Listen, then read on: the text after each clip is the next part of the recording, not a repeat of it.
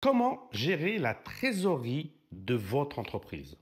La trésorerie d'une entreprise, c'est le carburant, c'est l'essence qu'il va falloir avoir dans votre entreprise parce que c'est ce qui va permettre de pouvoir avancer, de pouvoir payer vos charges, de pouvoir payer vos salariés, vos fournisseurs et toutes les charges qui sont liées à l'entreprise. Aujourd'hui, la trésorerie, c'est le nerf de la guerre. Il y a énormément d'entreprises, suivant les activités, qui souffrent énormément par rapport à ce manque de trésorerie. Et des fois, ça peut mettre en péril votre société, ça peut faire même couler, déposer le bilan d'une entreprise à cause de la trésorerie. Donc là, on va voir en plusieurs étapes comment bien gérer sa trésorerie. Donc une des premières choses, la première étape, c'est de suivre au quotidien votre trésorerie.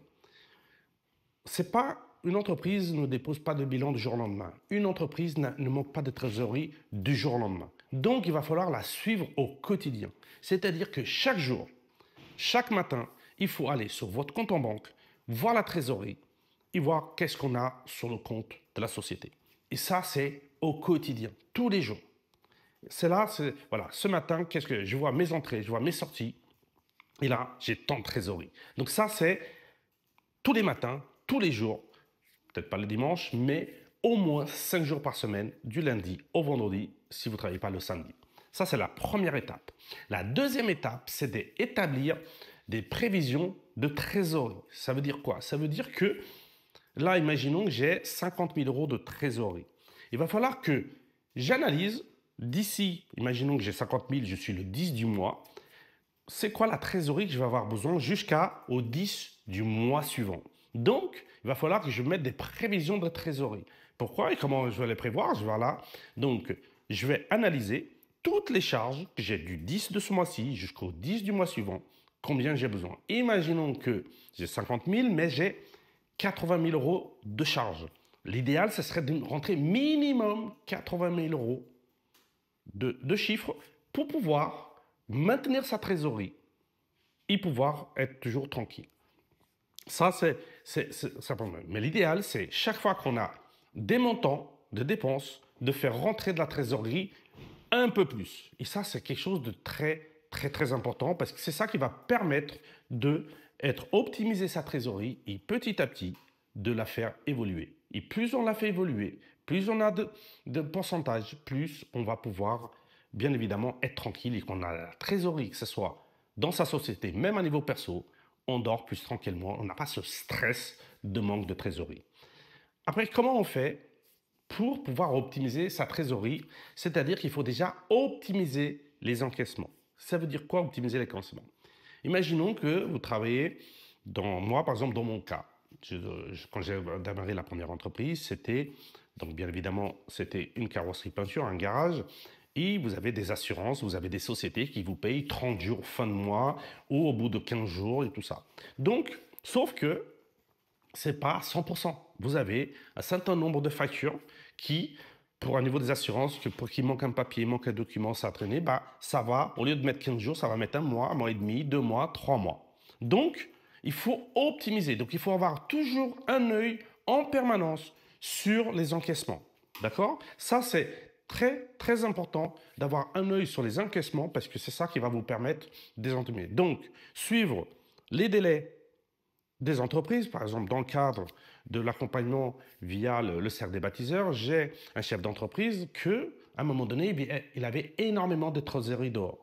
Et dans le cadre de l'accompagnement, on a regardé ensemble et on avait peut-être 20%, voire 25% de ses clients qui payaient au-delà du délai qui était établi contractuellement. Donc, on a mis en place une manière de suivre ça et petit à petit, il est passé de 25 à 20, voire 15, et à un moment donné, il est entre 2 et 5% de ce type de clients qui étaient en retard avant, qui sont maintenant. Donc, le but, c'est de passer quasiment à zéro. Donc, il faut vraiment optimiser et mettre des choses en place, établir un plan d'action très précis, très concret, qui va permettre de suivre les encaissements et surtout de voir les encaissements qui sont au-delà du délai que vous avez établi par rapport à vos clients et que pour pouvoir les communiquer, commencer à les relancer et commencer à mettre des choses en place pour qu'ils payent en temps et en heure. Ça, c'est à niveau des encaissements. Après, il faut optimiser aussi à niveau des décaissements. Ça veut dire à niveau ce que vous allez payer à vos fournisseurs. Donc, bien évidemment, au niveau des salaires,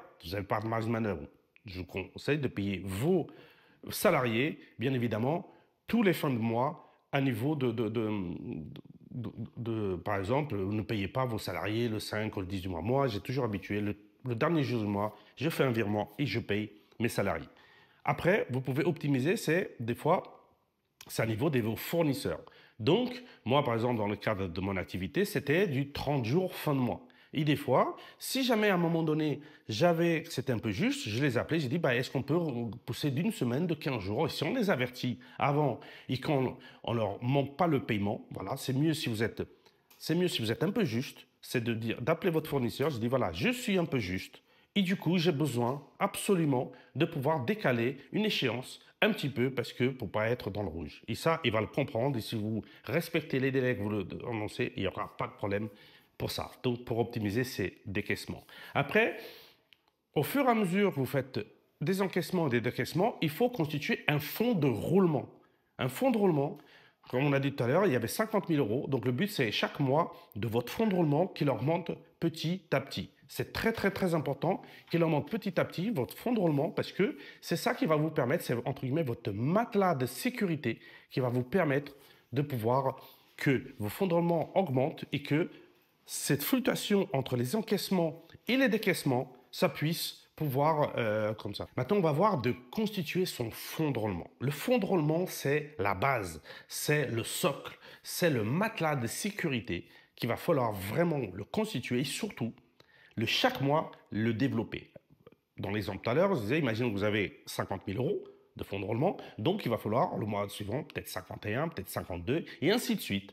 Le passer petit à petit, l'augmenter petit à petit pour que le fonds de roulement puisse passer à un niveau supérieur. Et quand plus vous allez avoir de fonds de roulement, plus vous allez être tranquille et surtout, ça va vous permettre la fluctuation des encaissements et décaissements pour pouvoir passer cette étape beaucoup plus tranquillement. Donc, ce fonds de roulement, c'est très, très important qu'il puisse augmenter petit à petit, au fur et à mesure que vous avancez avec votre entreprise. Après, une des choses aussi pour bien gérer sa trésorerie, c'est d'optimiser la gestion de votre stock. Il faut avoir un stock qui soit fluide. Ça ne sert à rien de trop avoir de marchandises en stock si vous n'en avez pas besoin.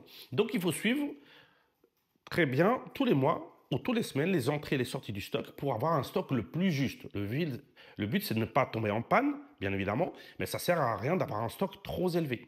Donc, si vous optimisez votre stock au plus juste, bien évidemment, ça permettra d'optimiser votre trésorerie parce que le stock, ça consomme de la trésorerie et donc c'est aussi un moyen aussi de pouvoir bien gérer sa trésorerie, d'optimiser son stock.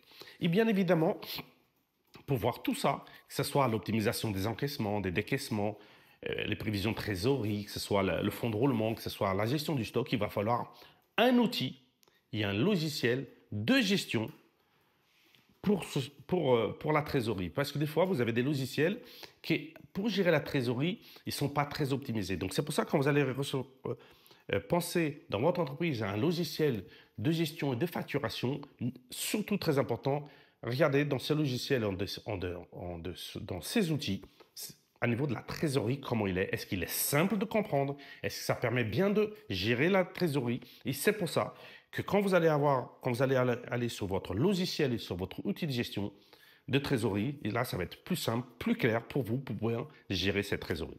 Voilà ce qu'on pouvait dire pour cette trésorerie. N'oubliez pas, c'est très, très important de bien la gérer, de bien l'optimiser, d'avoir des fonds de roulement qui augmentent tous les mois pour bien pouvoir gérer votre entreprise dans toute tranquillité. Il ne vous empêche pas de dormir parce que vous avez un manque de trésorerie.